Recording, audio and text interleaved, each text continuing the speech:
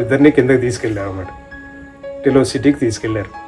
నేను క్వశ్చన్ చేసి అడిగా అన్నమాట, నాకు ఫిఫ్త్ డైమెన్షన్ అంటే ఏంటి, మీరు చెప్పకుండా మాకు ఏం తెలుస్తుంది. అక్కడ కిందకి వెళ్ళిన తర్వాత నాకు స్నీజెస్ వస్తున్నాయి కదా, ఒక క్రిస్టలైజ్డ్ వాటర్ తీసుకొచ్చి నా లంగ్స్ మొత్తం క్లీన్ చేశారు. ఇంకా సైలెంట్గా అబ్జర్వ్ చేస్తే మన చెవుల్లో ఎంత బిజీ ప్లేస్లో అయినా ఎంత సౌండ్స్ వచ్చినా కానీ ఈ అనాహతనాథం వినబడతా ఉంటుంది. మళ్ళీ ఇన్నర్ ఎర్త్లో, అగర్త నెట్వర్క్లో ఇన్నర్ ఎర్త్లో ఒక టెలోస్ అనే సిటీ, క్రిస్టలైజ్డ్ సిటీ అనమాట. అది మేము రెడీ చేసాము. ఆ స్థితికి వచ్చిన వాళ్ళే కాస్మిక్ వ్యాలీకి వస్తారు ఆఫ్ కోర్స్. సో వచ్చిన తర్వాత తెలుసుకోవాల్సింది ఏంటి, అన్నీ వదిలేసి మనలో మనం వెళ్ళాలి అన్నది విషయం చేస్తుంటే ఎందుకు వస్తున్నాయి థాట్స్, అసలు ఏంటి థాట్స్ అని అప్పుడు అబ్జర్వ్ చేస్తే అంతా అడామా గురించి అండి. ప్రేక్షకులందరికీ నా వందనాలు. సార్, లార్డ్ అడామా మాస్టర్ ఎవరు? చాలా తక్కువ మందికి లార్డ్ అడామా గురించి తెలుసు. సో ఆ మాస్టర్ యొక్క ఇన్ఫర్మేషన్ కొంచెం చెప్పండి సార్. ఎస్, చాలామంది తెలీదు. అడామా అంటే యాడమ్ అనే అనుకుంటారు అందరూను. యాడమ్ అండి గురించి అందరికీ తెలుసు కాబట్టి.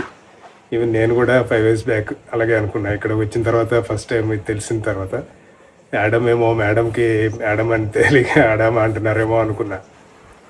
కానీ అప్పుడు 5 years బ్యాక్ నాకు కనెక్ట్ అయింది అనమాట. ఇక్కడికి వచ్చిన తర్వాత కూడా గుహ అది చూసాము. పెద్దగా హిస్టరీ తెలియదు కానీ బస్ ఇక్కడికి వస్తే ధ్యానం చేసుకుంటే చాలా బాగా అనిపించింది. సో తర్వాత నేను ఇక్కడ కనెక్ట్ అవ్వటం డార్మెటరీ కోసమని, డార్మెటరీ కన్స్ట్రక్షన్ కోసం పత్రి గారు ఇక్కడ చెప్తే ఆ వర్క్ మీద వచ్చాను.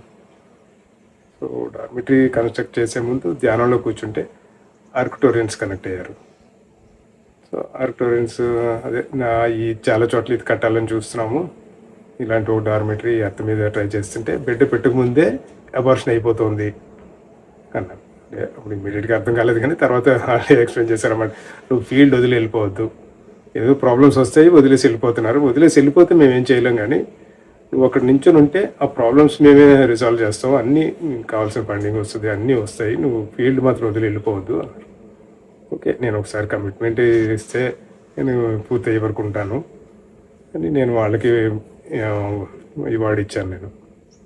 సో వర్క్ మొదలైనప్పుడు ఫండింగ్ ఏదో చేసి ఒక షెడ్ వేద్దామని వచ్చాము. అప్పుడు అడామా మళ్ళీ ధ్యానంలో అడామా కనెక్ట్ అవ్వడం జరిగింది.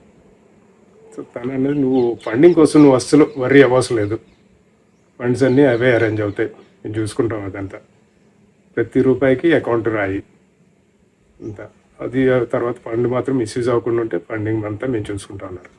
ఓకే, మిస్యూజ్ అవ్వదని నేను కాన్ఫిడెంట్, వాళ్ళకి కూడా నేను వర్డ్ ఇచ్చాను. సో అలాగే అంతా అకౌంటింగ్ క్లియర్గా రాస్తూ వెళ్తుంటే అలా ఫండ్ ఏదో 20 lakhs అవుతుంది అనుకునేది అలా అలా అలా పెరిగిపోయి 3 షెడ్ అనుకున్నదేమో 3 story బిల్డింగ్ అయింది. ఒక ఆర్కిటెక్ట్ కానీ, ఒక సివిల్ ఇంజనీర్ కానీ, సూపర్వైజర్ కానీ ఎవ్వరూ లేరు అన్నమాట. అలాగంతా వాళ్ళే అందరం నా ద్వారా చేయించుకున్నారు అంతా.